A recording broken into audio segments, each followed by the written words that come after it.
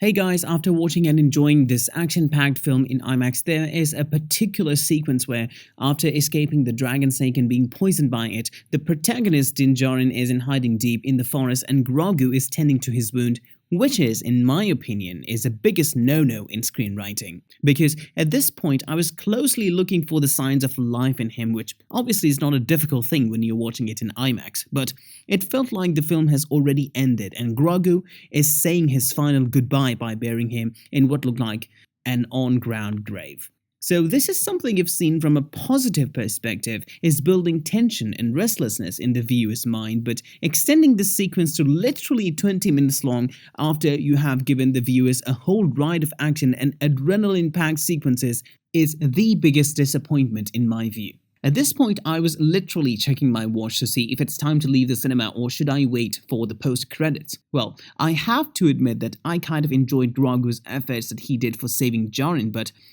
is this guy only for providing the poison antidote in fish? He kind of looks like a Zorgon from the 2005 adventure film Zathura, which kind of makes sense as both these creatures are from another planet and another galaxy.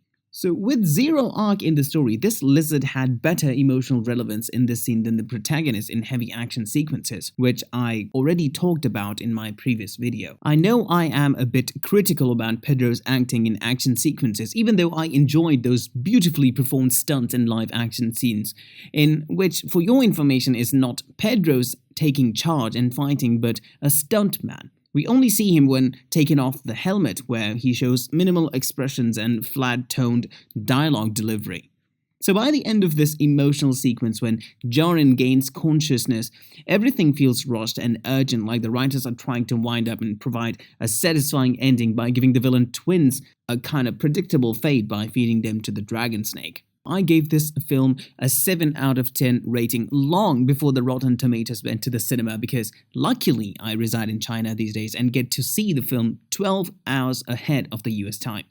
So how was your experience of Star Wars Mandalorian? Let me know in the comments below and don't forget to subscribe for my upcoming video on Masters of the Universe.